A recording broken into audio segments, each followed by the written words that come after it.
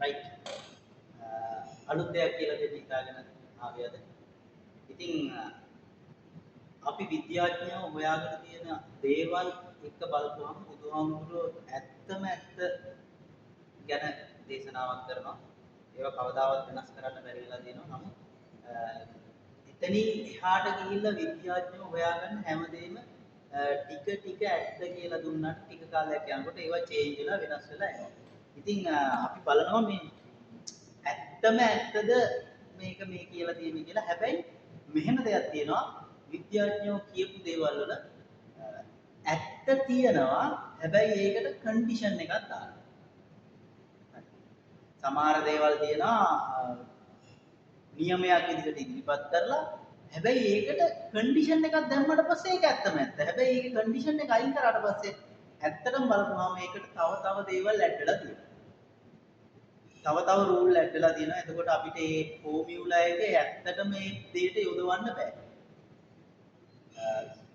මම මේ කියන එක සමහරුන්ට තේරෙනවා ඇති.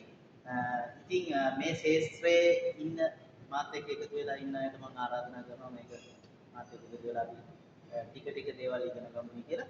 ඉතින් මම ඔයගොල්ලන්ට අද කියලා දෙනවා නිව්ටන්ගේ තුන්වෙනි නියමය. ඒකත් කන්ඩිෂන් එක තියෙන්නේ. ඔය නිව්ටන්ගේ නියම කියන ඒවත් කන්ඩිෂන් එක තියෙන්නේ. රයිට්. මෙන්න මේ third law එක.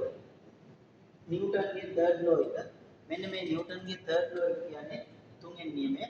Every action has a equal and opposite reaction. හැම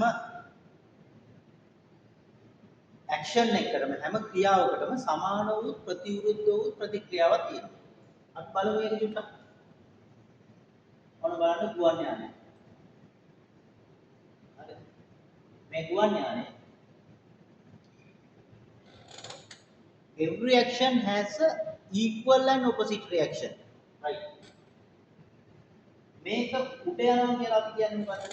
lift force එක. මේ ලිෆ්ට් එකට විරුද්ධව තියෙන හැම වෙලෙම ඩ්‍රැග් එක.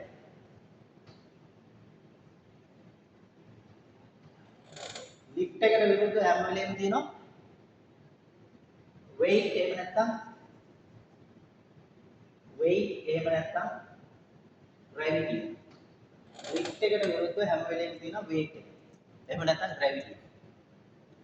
ඒ වගේම thrust force එකට මෙන්න මේ force එක thrust එක අපි කියලා කියන ඉස්සරහට ඇදගෙන යෑමේ ශක්තිය හැම වෙලේම තියෙනවා drag එක. drag කියන force. ඒ කියන්නේ මෙන්න මේ thrust එක හැම වෙලේම aircraft එකට ලබා දෙන engine වලින් ඒ thrust එක recover කරනවා drag එක. thrust එකට දෙන engine එකේ thrust එකට දෙන force එක equal and opposite reaction එක drag. ඊට අමතරව මෙන්න මේ lift එක උඩට උස්සගෙන යනවා. ගොඩක් දුරට මෙන්න මේ අපි කතා කරනවා aerofoil shape එකක් කියලා. මෙන්න මේ aerofoil shape එක හදලා දෙනවා wings වලින්. ඒකට විරුද්ධව ක්‍රියා කරනවා මේක අල්ලන් ඉන්න gravity එක. එහෙම නැත්නම් මේකේ weight එක. මේකේ බරත් එක්ක තියෙන weight එක අල්ලන් ඉන්නවා. එහෙම නැත්නම් ඒකට අපි කියනවා gravity එක. මෙන්න මේක තමයි every action has a reaction. Equal and opposite reaction. හැම ක්‍රියාවක්ම ඒකට ප්‍රතිවිරුද්ධ වූ ක්‍රියාවක් තියෙනවා. දැන් අපි බලන්නකෝ එහෙනම් උඩ යන්නේ කොහොමද? මෙන්න මේ weight එකයි gravity එකයි වැඩිය lift එක වැඩි වෙන්න ඕන.